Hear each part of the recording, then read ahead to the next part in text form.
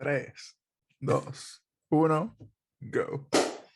Welcome back, everybody, to the Triad of the Force podcast, a podcast from three Puerto Rican friends coming together to do deep dives into Star Wars and other nerd-related media. Welcome to our next Visions review episode, The Twins, where we discuss the third episode of the standalone anime series, Visions. And today we are, it's 9 episodes, so we're around 30% through our reviews. If math works correctly in my brain, which sometimes it doesn't. So what's up, Mo? How's it going with you? Well, technically it's 33.33%. Well, that would be the case if it were 10 episodes, but it's a 9. No, because it's 9, so it's 3 out of 9. That's 1/3, right? I don't know. You're the one that does all the advanced mathematic things. 3 nines is 1/3. Yeah, it's 33.33%. So we're more than 30% here. So it will be 30% if it was 10 episodes. So that might as well. It's all the same. So I'm okay. I'm okay to be corrected in such matters. So the Twins. I'm full disclaimer. If anybody might suffer from epileptic seizures, this is an episode to watch out for, because it might blind you, might trigger. It's just, the colors are out there. It's beautiful. It's magnificent. It's out there. I see it almost like I love it's like an alternate reality in which probably Luke and Leia, Darth Vader doesn't come into existence, but somehow Luke and Leia become this two twin figures that were created and manipulated by the dark side of the Force, and they look completely inspired on Darth Vader.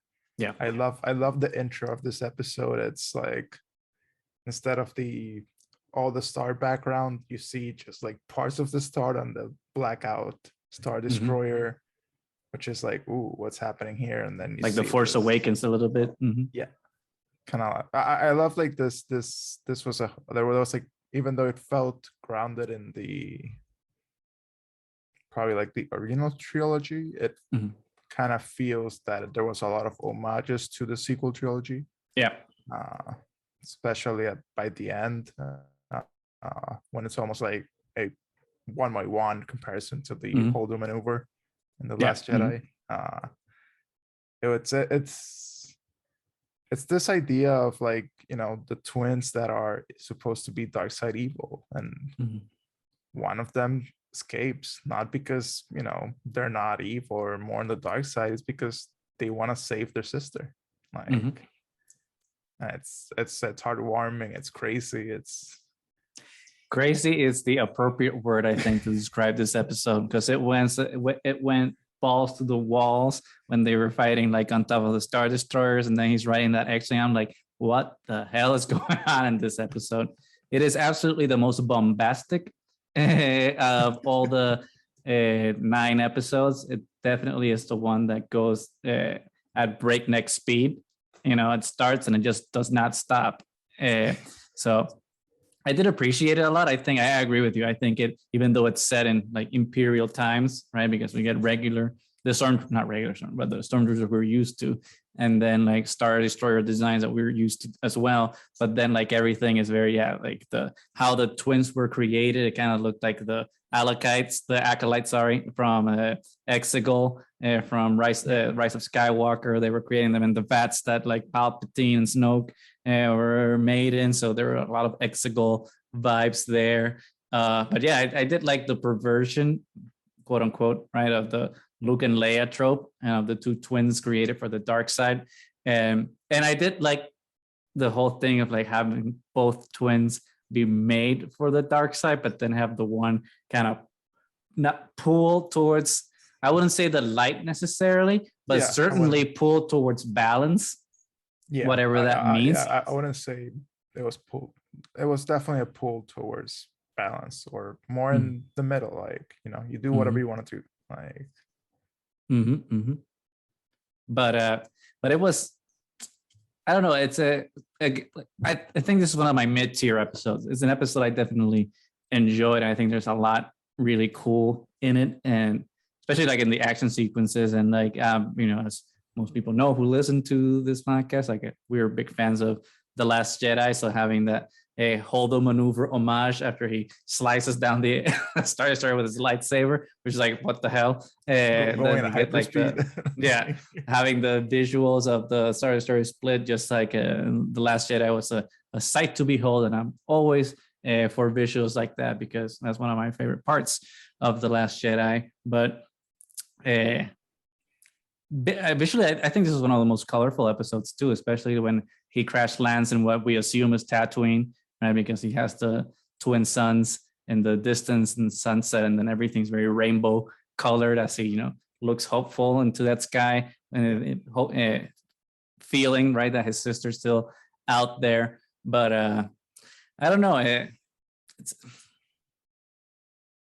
definitely other episodes hit the mark a bit more for me. I definitely did.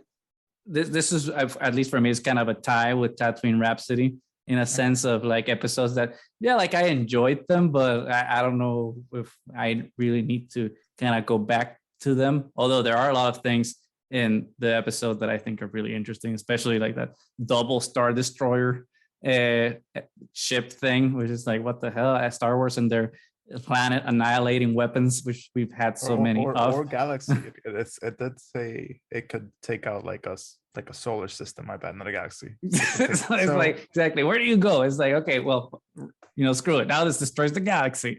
It's like, okay, blah. Fine.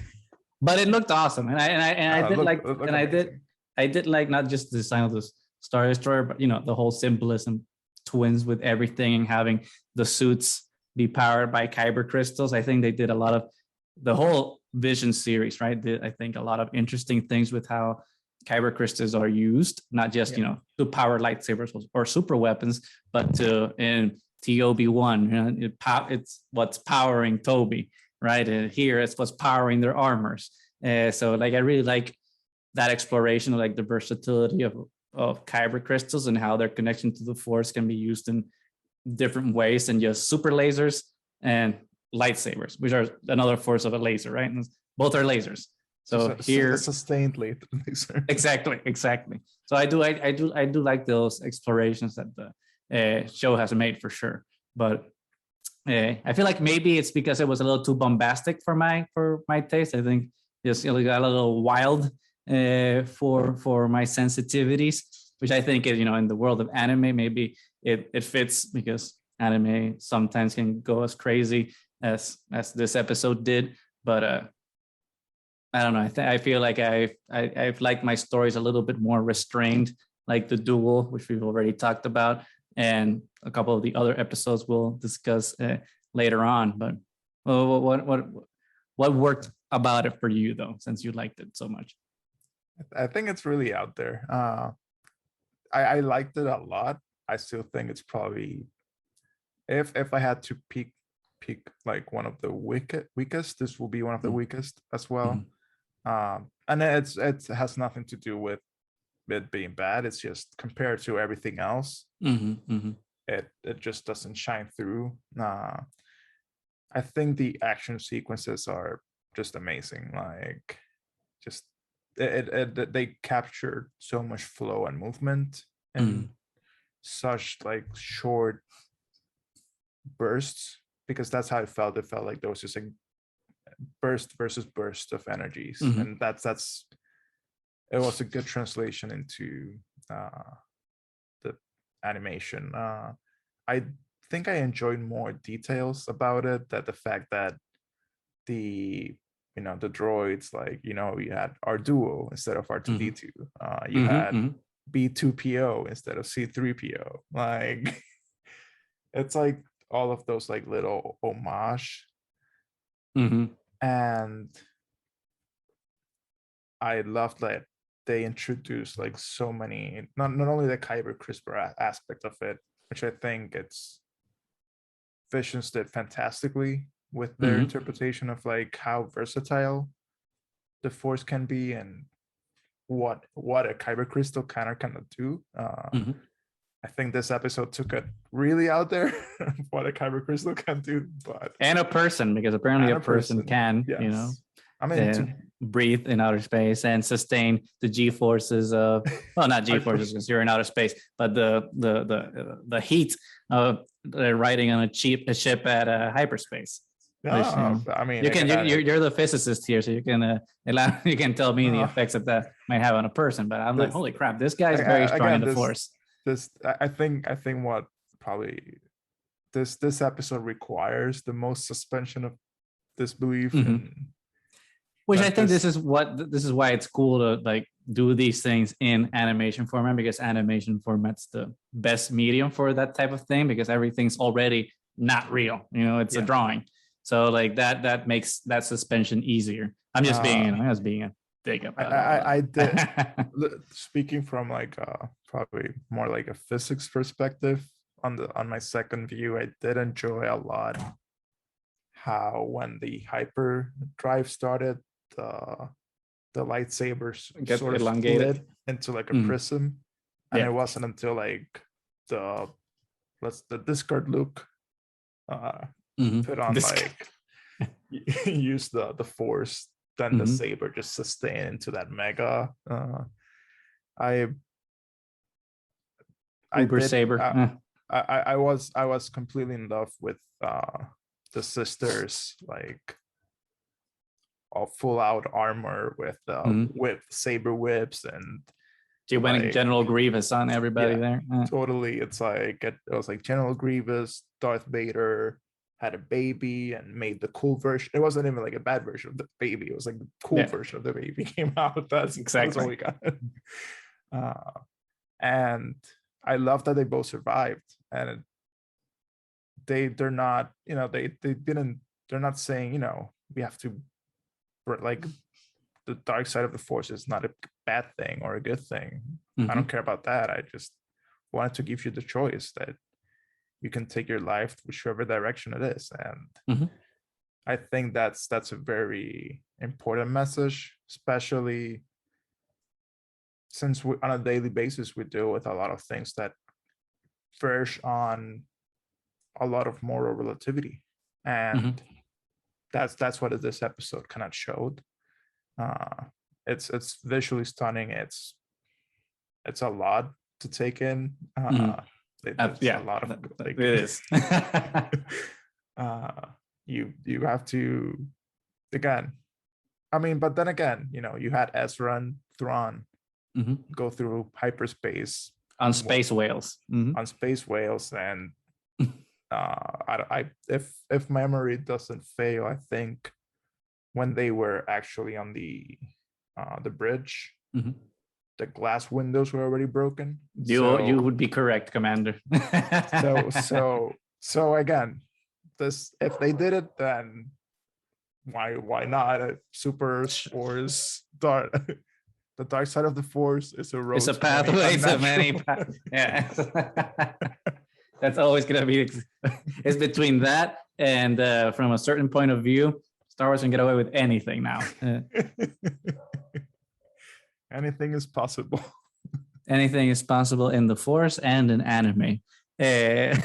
But yeah, I mean, I think with that, I think this was, I think, a short and sweet one, but for our views and opinions, analysis, whatever you want to call it, on the third episode of Visions Twins. I don't know, Mo, if you have any final thoughts, but no. Again, full disclaimer, I don't think this episode should have if you're epileptic, watch out. It's what polar bears, watch out. Like it's a lot sick in, but it's beautiful. Go for it, watch it if you can. Yeah, I mean, I know for any people listening, I know it's a little shorter than what we've been doing for a couple other episodes. So like if this is one of your favorite episodes, leave us a comment, tell us why, and maybe like in our next episode we might expand on it and talk a little bit more. We're always looking to, you know, get diversity of opinions so that we can expand how we think about why we think and like the things we like. So don't hesitate to just leave us a comment. But with that, we are the Triad of the Force. Thank you so much for joining us. If you haven't done so, please share, like, and subscribe. It helps a lot. Like I mentioned before, leave us a comment. Leave us a comment down below about things you like or don't like. If you're going to be telling us what you don't like, just make sure to be constructive and respectful. And we'll obviously engage with you in good spirit.